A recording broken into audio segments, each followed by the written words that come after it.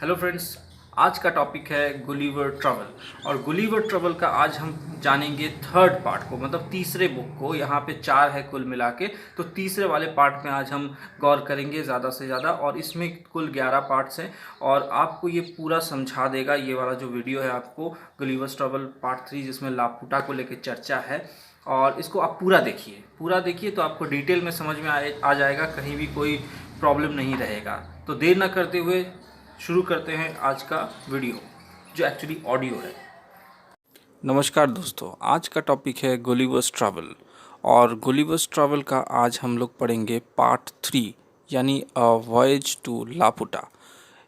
इसमें कुल 11 चैप्टर्स हैं, तो इन चैप्टर्स को अच्छे से जानेंगे, इसकी समरी को समझेंगे और आगे देर ना करते हुए जल्द शुरू करते हैं इसको। तो पहले चैप्टर में क्या होता है वो जान लेते हैं।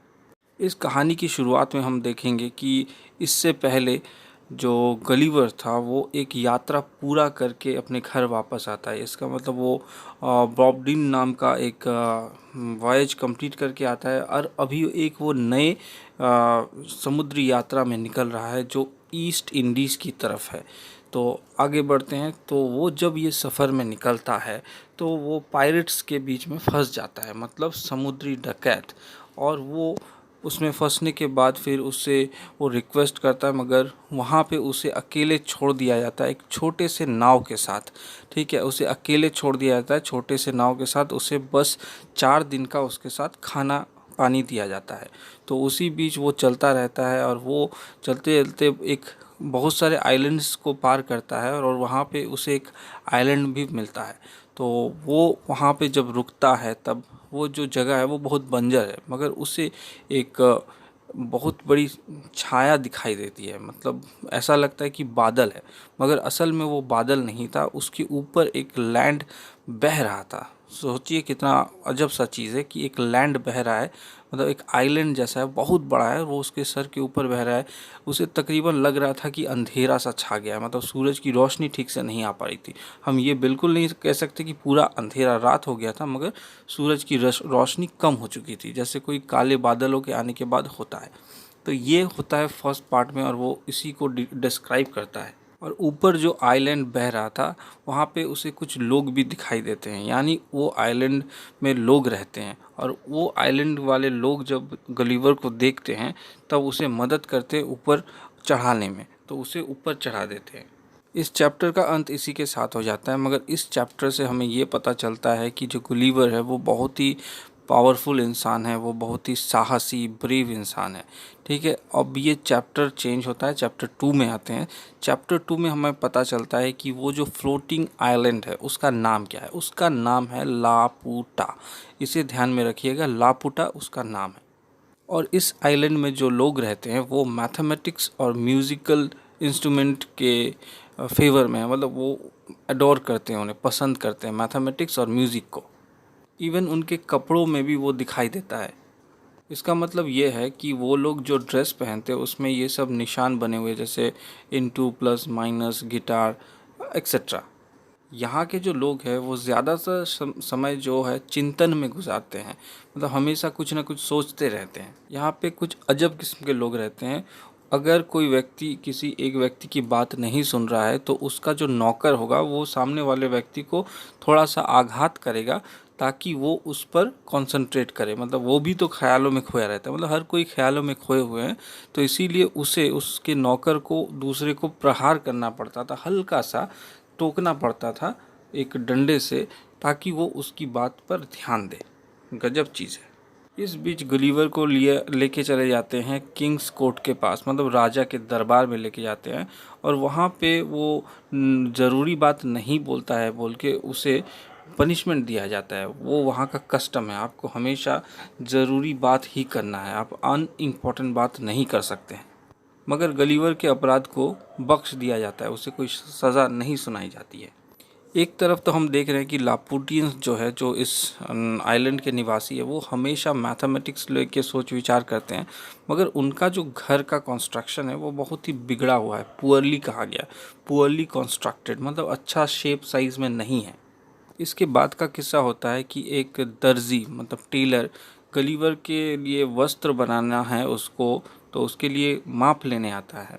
जब माप लेता है तो वो बहुत देर से कुछ सोच विचार कैलकुलेशन करता रहता है। मतलब हमारे यहाँ जैसे नॉर्मली जल्द से जल्द किया जाता है, वहाँ पे बहुत ही स्लो है प्रोसेस।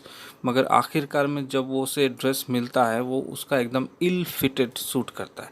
मतलब बिल्कुल भी ठीक तरीके से नहीं बना है। मतलब इतना देर से हिसाब करने के बाद भी गजब ड्रेस बना के देता है जो उसे फिट नहीं खाता है। यहाँ के जो नगरवासी थे वो अजब किस्म के लोग थे। वो लोग कभी भी फ्यूचर में कुछ अलग चीज़, नया चीज़, क्रिएटिविटी, ये सब चीज़ नहीं सोचते थे। हमेशा एक कॉन्स्ट्रक्टिव वे में सोचते थे। मतलब एक तरह से ही सोचते थे, जो उन्हें पहले किसी ने समझाया होगा उसी को लेके करते थे। मतलब अपना कुछ नया नहीं करते थे।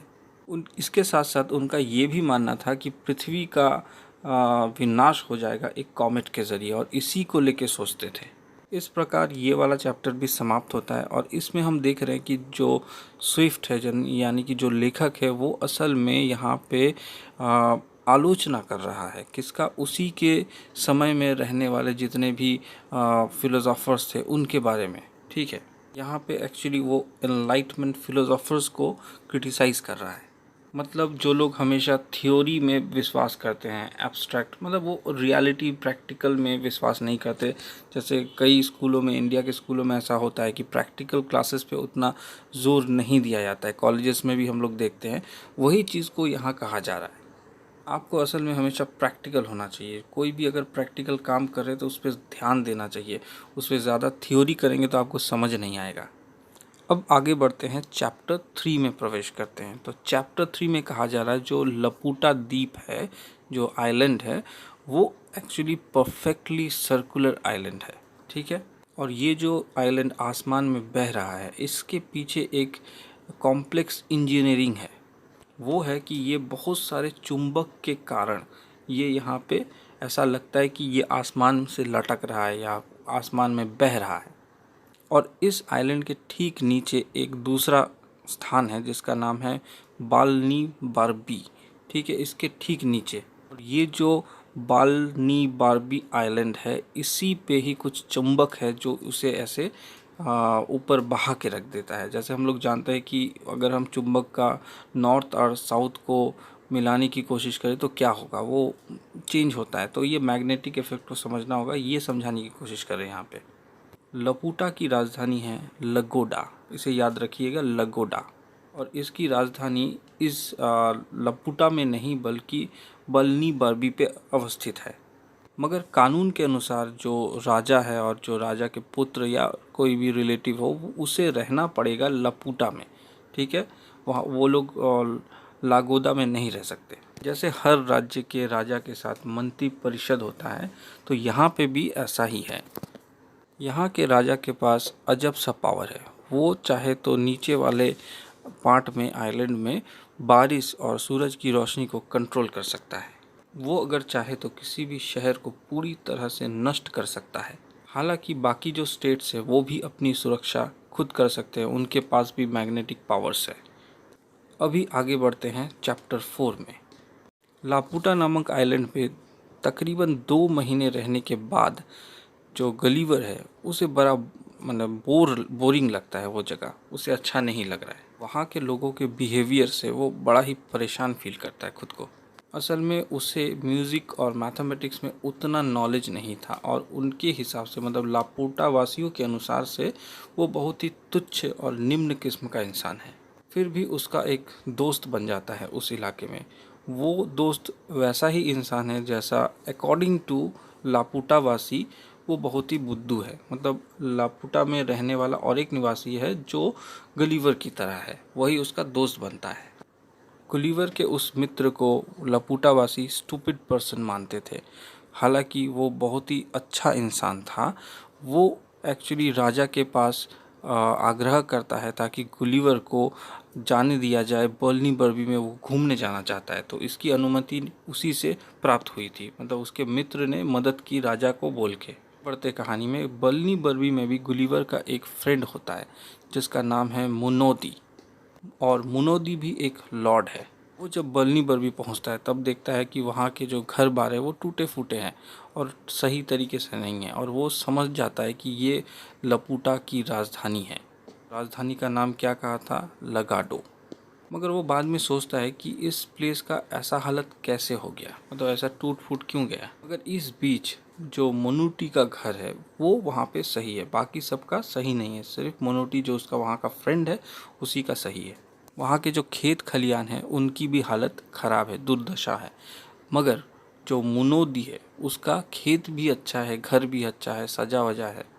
गलीवर के पूछने पे वो उसे बताता है कि ऐसा क्यों हुआ। तकरीबन 44 ईयर्स अगो, मतलब 44 साल पहले कुछ ग्रुप ऑफ पीपल यहाँ आए थे। असल में क्या हुआ था, यहीं के लोग लापूटा गए थे और फिर वहाँ से ज्ञान प्राप्त करते हैं, मैथमेटिक्स का नॉलेज लेके आते हैं, तरह तरह का नॉलेज लेके आते हैं और फिर यहाँ जब वापस आते हैं वो सब कुछ बिगाड़ देते हैं। असल में वो लोग चाहते थे कुछ नया करना, मगर नया तो हो नहीं पाया, सब कुछ रीबिल्ड करना चाहते थे, जिसको स्विफ्ट ने यहाँ पे प्रोजेक्टर्स कहा है।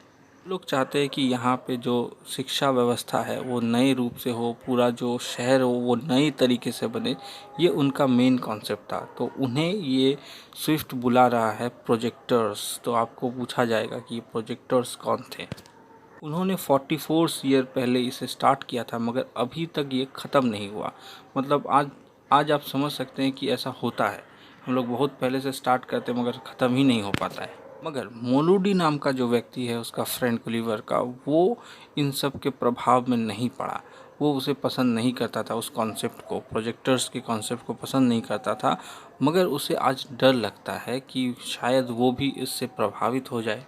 तो इस प्रकार ये चैप्टर 4 भी ख़त्म होता है। मगर इस चैप्टर से हमें क्या समझने को मिला? इससे हमें मिल रहा है कि जैसे कि हमारी यहाँ पे सरकार हो या उस समय की तत्कालीन सरकार हो, वो कुछ ऐसी कदमों को उठा लेते, मतलब कुछ नया डिसीजन, मतलब कोई भी डिसीजन ले लेते हैं और उससे क्या हो जाता है, आम जनता को हो जाता है तकलीफ़।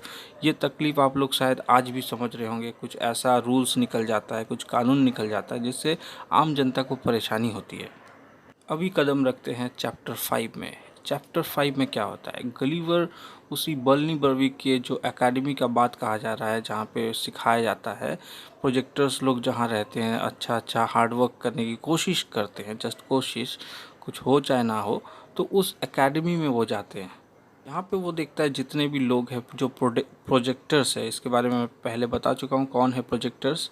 जो प्रोजेक्टर्स है वो लोग बहुत तरह का रिसर्च कर रहे हैं। तो उसमें से वो एक रिसर्चर को देखता है, यानी प्रोजेक्टर को देखता है। क्या करते हैं वो, तकरीबन 8 सालों से वो सूरज की रोशनी खीरे से निकालना चाहता है, मतलब sunlight, wanted to extract sunlight from the cucumbers. गजब बात है। इसके अलावा वो और एक देखता है कि एक मतलब अंधा व्यक्ति उसके अंधे असिस्टेंट के साथ कलर मिक्स कर रहा है, किसके लिए, आर्टिस्ट के लिए, on the basis of touch and smell. इसके बाद गलीवर अपने खांसी के कारण, मतलब उसे खांसी हो रही थी, तो वो डॉक्टर के पास जाता है। उस टाइम वो एक गजब चीज़ देखता है। वो देखता है कि जो डॉक्टर है वो क्या कर रहा है, गजब एक्सपेरिमेंट कर रहा है। जो एनस होता है, एनस के थ्रू वो कोई गैस अंदर घुसाना चाहता है और बाहर निकालना चाहता है। मतलब अजब चीज़ है। एनस आप समझ रहे होंगे, एनस में वो गैस घुसाना चाहता है, उल्टा करना चाहता है। मगर अगर ऐसा हम कुछ करें तो क्या होगा, वो डॉग मर जाएगा। और सच में यही होता है कि वो डॉग मर जाता है। इसके साथ साथ वो देखता है कि जो रिसर्चर है वो एक शब्दों वाला मशीन तैयार करते हैं। वो लोग का कहना है कि ये मशीन जो है वो आर्ट्स और साइंस दोनों का कंबाइन करके उसका समराइज वे में लिख देगा, मतलब मशीन खुद ही लिख देगा। इससे भी अजब वो ये दिखा रहे हैं यहाँ पे। और भी उसने कहा एग्जाम्पल कि एक टीचर जो मैथ का प्रोफेसर है, वो अपने स्टूडेंट्स को फार्मूला को पेपर में लिख के छोटे छोटे पीसेस में फाड़ के उन्हें खिला दे रहा है। और इसी प्रकार गजब चीज़ देखते देखते चैप्टर 5 ख़त्म हो जाता है। इसका मतलब जो चैप्टर 5 है उसे हमें समझना पड़ेगा कि वो उस समय कालीन इंग्लैंड के शिक्षा व्यवस्था को चर्चा में ला रहा है अपने इस कार्य के सहारे। वो एक्चुअली लंदन के रॉयल सोसाइटी को टारगेट कर रहा था। रॉयल सोसाइटी जो है वो तकरीबन 1660 ईस्वी में खड़ा हुआ था। मतलब उस टाइम ये रॉयल सोसाइटी हमारी दुनिया में, इंग्लैंड में प्रभावशाली बन रहा था। तो अभी आते हैं चैप्टर 6 में। चैप्टर 6 में गुलिवर यहाँ के स्कूल ऑफ पॉलिटिक्स, इस एकेडमी के अंदर जाता है। और यहाँ देखता है और भी मज़ेदार चीज़। इस वाले पार्ट में अधिक जोर दिया गया है इस चीज़ पे कि हम लोग थ्योरी और प्रैक्टिकल पे बेस जो करते हैं वो बहुत इम्पॉर्टेंट है। यहाँ पे जो मंत्री लोग हैं वो लोगों को काम दिला रहे हैं उनके क्वालिफ़िकेशन के रिगार्ड में, मतलब उसके हमें जो मार्क्सेस मिलते हैं, मार्क्स जो स्कूल में हमें मार्क्स मिला है कॉलेज में मिलता है, वो मार्क्स के आधार पे नौकरी दे रहे हैं। मगर एक्चुअली तो हमें उनके टैलेंट, फिजिकल मतलब प्रैक्टिकल चीज़ पे देना चाहिए, वो सच में कितना काम कर सकता है उस पे ना दे के बस मार्क्स के आधार पे ही मेरिट लिस्ट बन जा रहा है। फिर वो देखता है एक डॉक्टर को जो प्रपोज़ल दे रहा है मिनिस्टर और सेनेटर्स को कि उन्हें अभी फिजिशियंस बन जाना चाहिए, माने उन्हें ही डॉक्टर बन जाना चाहिए, क्योंकि डॉक्टर के हिसाब से ये जो राजनीतिक व्यक्ति होते हैं वो उनके अंदर 4 ह्यूमर्स बैलेंस्ड है, ठीक है, इसलिए मतलब वो सुपर नेचुरल इंसान है। ये सारी दृश्यों को देखने के बाद गलीवर को अनुभव हो रहा है कि वो अभी जिस जगह पे है वो बहुत ही ख़राब है, उसे इंग्लैंड रिटर्न करना चाहिए। और इस तरह चैप्टर 6 ख़त्म हो जाता है। इस चैप्टर के थ्रू हमें समझ में आता है कि स्विफ्ट कहना चाहते हैं कि वो किस तरह से खुद को एक विकलांग समाज के अंदर देख रहे हैं, उन्हें यहाँ से निकल जाना चाहिए। इसीलिए वो जब आयरलैंड में रहते थे वहाँ से वो बाद में चले जाते हैं इंग्लैंड में। तो इसी के साथ हम एंटर करते हैं चैप्टर 7 में। इसके बाद गलीवर बर्लीबब छोड़ के भाग जाता है। पास के एक द्वीप जिसका नाम है ग्लब डर द्वीप, अजब सा नाम है, यहाँ जाके पहुँच जाता है। और इस द्वीप को स्विफ्ट ने मतलब लेखक ने कहा है मायावी जादूगरों का देश। यहाँ के लोगों को एक अजब सा जादू आता है। वो क्या करते हैं, मरे हुए व्यक्तियों के भूत को जगाता है और उन गोस्ट को मतलब उनके भूत को यानी उनकी आत्माओं को एज अ सर्वेंट यूज़ करते हैं, उनका नौकर बना देते हैं। हालांकि नौकर कहना ठीक नहीं होगा, हम उसे कह सकते हैं गुलाम बना देते थे। जब गलीवर इस बात को समझ पाता है कि यहाँ के लोग ये सब करते हैं, भूत पकड़ते हैं, तो वो घबरा सा जाता है। इस आइलैंड में पहुँचते ही वो सबसे पहले यहाँ के गवर्नर से जाके मिलता है यानी राज्यपाल, और वहाँ के गवर्नर को वो नमन करता है। और वो लोग सोचते हैं कि किस तरह से गलीवर इस आइलैंड में पहुँच गया है। गलीवर गवर्नर के साथ एक साथ खाना खाता है और गजब बात ये थी कि वहाँ पे जो सर्व करने वाले थे वो गोश्त थे, क्योंकि जो गवर्नर था उन्होंने अपने मैजिक के ज़रिए भूत को बुलाया, मतलब आत्माओं को बुलाया और उन्हें वहाँ का सर्व करने को काम दिया, मतलब उन्हें वहाँ का नौकर बना दिया, मतलब भूत लोग खाना दे रहे हैं। गलीवर ग्लब डब द्वीप में तकरीबन 10 दिन बिताता है। इस आइलैंड में रहते रहते गलीवर को इतिहास के बारे में बहुत इंटरेस्ट जाग जाता है और वो सारी चीज़ों का इन्फॉर्मेशन ले लेता है फ्रॉम दोज गोस्ट्स, मतलब वो सारी आत्माएं उसे उसका जवाब भी देती है, मतलब इतिहास में क्या घटनाएं हुई थी।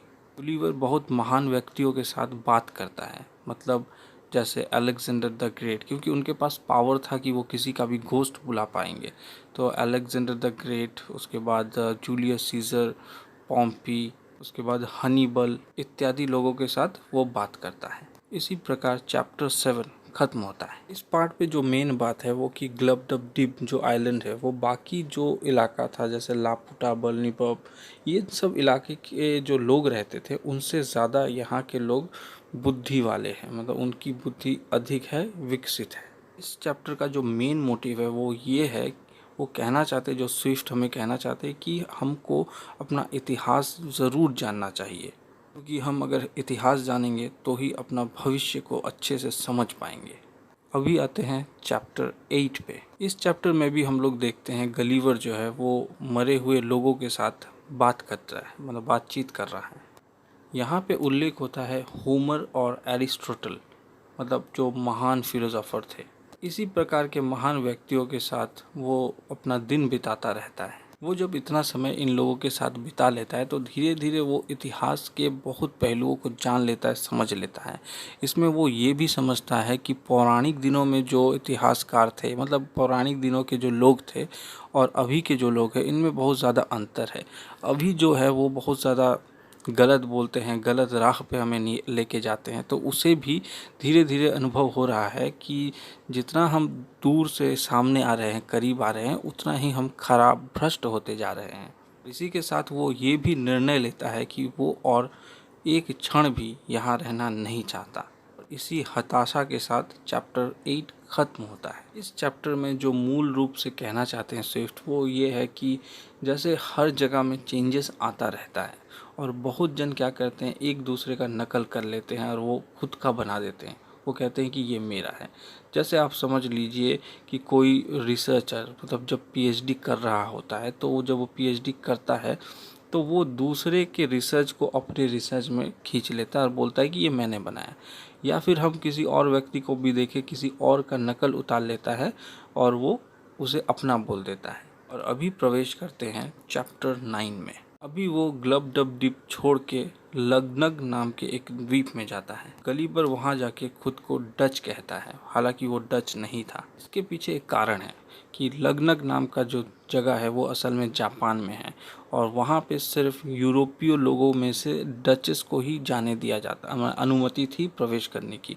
मतलब जापानीज लोग डच लोगों को आने देते हैं मगर यूरोप के बाकी लोगों को नहीं। और वहाँ के लोग गलीवर को आमंत्रित करते हैं ताकि वो किंग के कोर्ट में आए, मगर यहाँ की एक प्रथा है जो उसे मानना पड़ेगा। गलीवर को अपने सीने से घिसकते हुए, मतलब सांप की तरह जाते हुए सीने से, और जो फर्श है उसे अपनी जीभ से चाटते हुए वहाँ के तख्ते तक पहुँचना है, मतलब जहाँ राजा बैठा हुआ है। उसके बाद राजा के सामने पहुँच के अपने सर को 7 बार फर्श पे पटकना पड़ेगा।